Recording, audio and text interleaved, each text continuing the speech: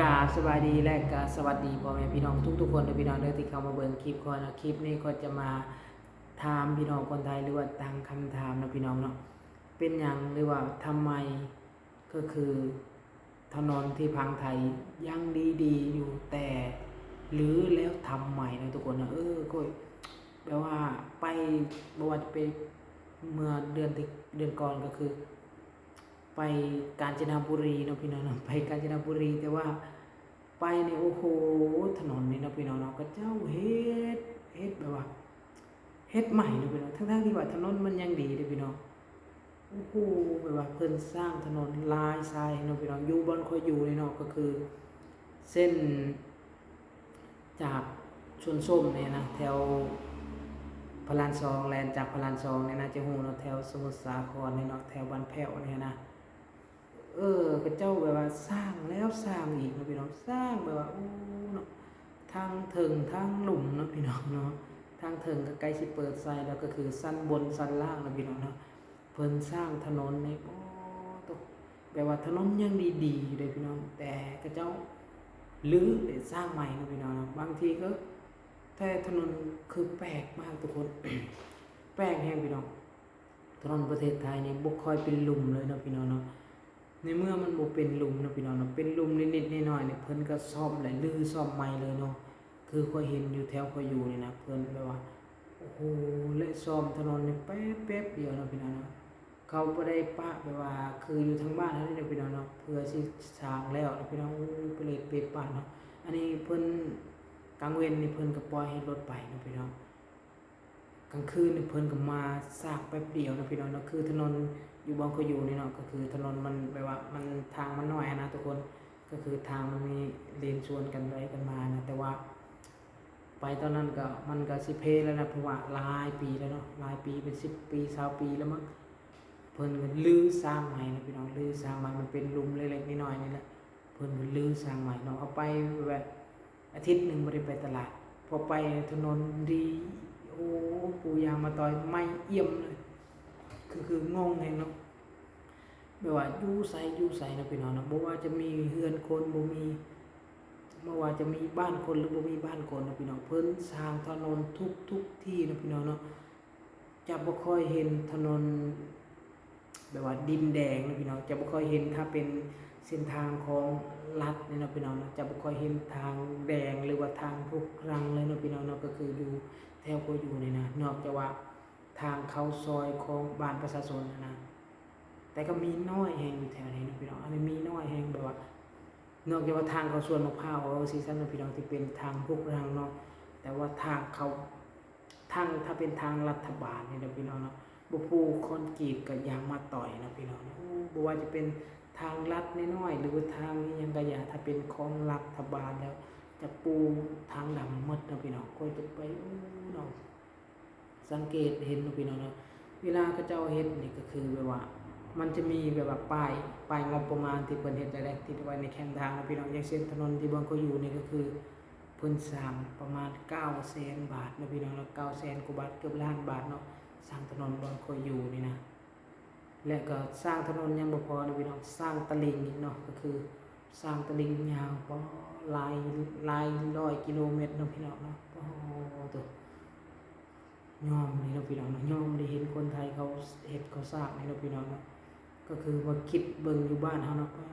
ตัวเนาะบ่ต้องแบบเฮ็ดกันกันตลิ่งหยังเนาะพี่น้องเนาะเฮ็ดตลิ่งหยังเนาะ แค่มีทางยางมาต่อยเนี่ยก็ถือว่าโอ้โหเราถือว่าดีใจสุดๆเลยนะพี่น้องแต่มาเบิ่งประเทศไทยนะพี่น้องเขาสร้างถนนยังบ่พอเฮ็ดตลิ่งอีกเนาะเฮ็ดตลิ่งแปลว่ากันเจือนหรือหยังสักอย่างเลยพี่น้องกันเจือนหรือกันหยังสักอย่างก็บ่รู้เฮ็ดโอ้ยาวแฮงเนาะและโอ้ใส่งบประมาณหลายแฮงเนาะพี่น้องเนาะก็คือพาเป็นอยู่ประเทศลาวนะพี่น้องแค่ปูทางดำเนี่ยก็โอ้โหดีใจสุดๆเลยเนาะแค่ได้ขนาดได้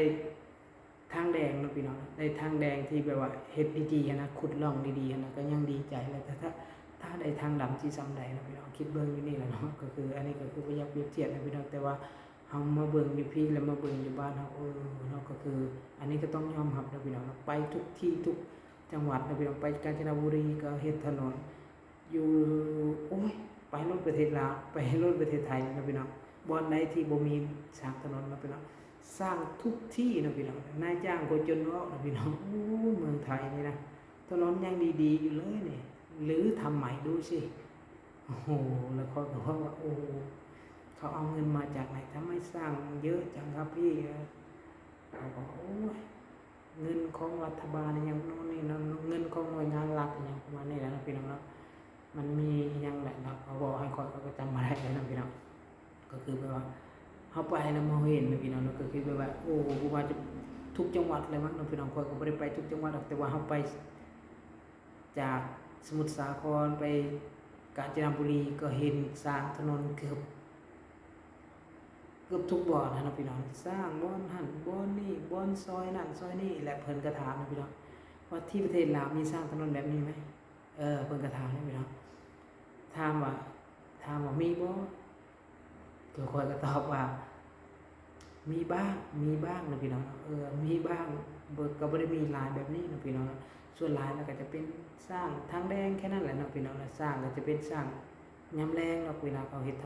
นนยังไงให้ทางนะประมาณนี้นะพี่น้องก็จะสร้างอยู่เนาะคือเพิ่นก็ถามอะไรเนาะเพิ่นก็อยากรู้อะไรเนาะว่าอยู่ประเทศลาวเขาก็สร้างคือกันบ่ก็สร้างอยู่นะพี่น้องแต่ว่าสร้างแบบว่าอย่างเกินว่าช่างแล้วมันก็แบบบ่ค่อยดีนะพี่น้องล่าสุดนี่ก็คือทางแถวบ้านเขาก็เริ่มที่จะสร้างแล้วก็คือเป็นทางรัฐบาลเลยทางหลวงทางเล็กเก่านะพี่น้องค่อยเห็นข่าวแว่วๆว่า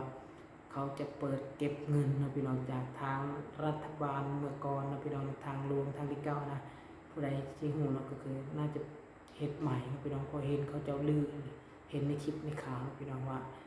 ลือและเฮ็ดใหม่นะพี่น้องกำลังเฮ็ดกำลังดำเนินการกำลังสิฮอดอันนั้นบ่ได้นะพี่น้องทางผู้ใดที่ไปเส้นทางเล็กเก่านะหรือว่าน่าจะฮู้นะทางเล็กเก่าทางสวรรณเขตขึ้นทางจากจังหวัดสวรรณเขตหรือว่าแขวงสวรรณเขตขึ้นสู่ชายแดนเวียดนามนี่ก็คือเริ่มที่จะสร้างและเพิ่นว่าจะตั้งด่านเก็บเงินนะพี่น้องเนาะก็คือเฮ็ดคล้ายๆทางด่วนแต่ว่ามันบ่แม่นทางด่วนนะพี่น้องทางรัฐนี่แต่ว่า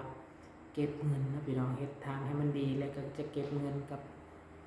รถที่ผ่านไปผ่านมานะพี่น้องก็ประมาณนี้นะพี่น้องอยู่ประเทศลาวก็คือ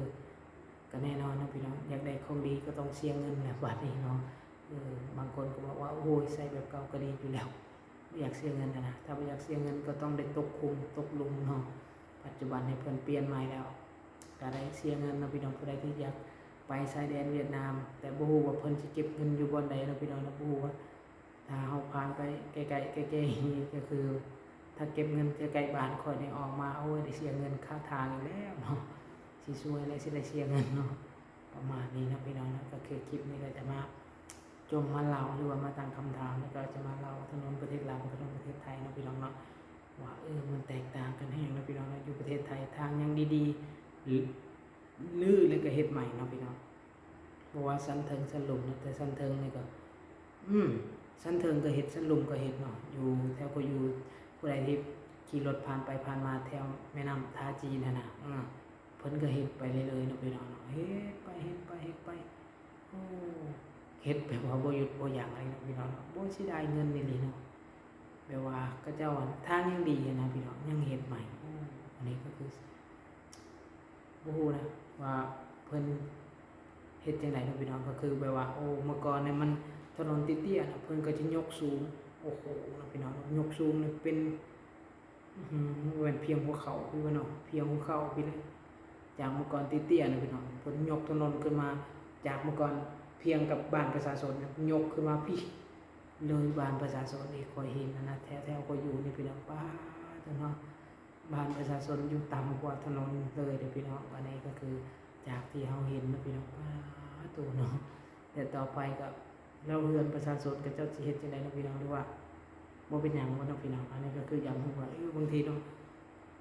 เรือนประชาชนอยู่ระดับนี้นะพี่น้องถนนป้าไปอยู่พี่เลยแล้วเวลาเปิดขึ้นมาก็ต้องได้ย่างขึ้นถนนแล้วเวลาฝนตกน้ำไหลมันสิบ่ไหลเข้าเรือนมันนะพี่น้องแต่ก็เพิ่นมีตะลิ่งกันได้พี่น้องว่าแต่ก็มันตกมันสิบ่ไหลเข้านะพี่น้องบางทีมันก็บ่มันไหลเข้าตะลิ่งแน่แล้วก็มันก็มีอันนั้นแน่นะพี่น้อง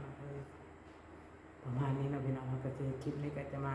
ถ ตั้งคำถามหรือว่ามาถามพี่น้องคนไทยนะถ้าผิดพลาดประการใดก็ขอโทษเข้าไปนะพี่น้องเนาะถ้ามาก็อย่าลืมกดไลค์กด Subscribe เพื่อเป็นกำลังใจให้แน่พี่น้องกับขอบคุณขอบใจทุกๆคนนะพี่น้องเด้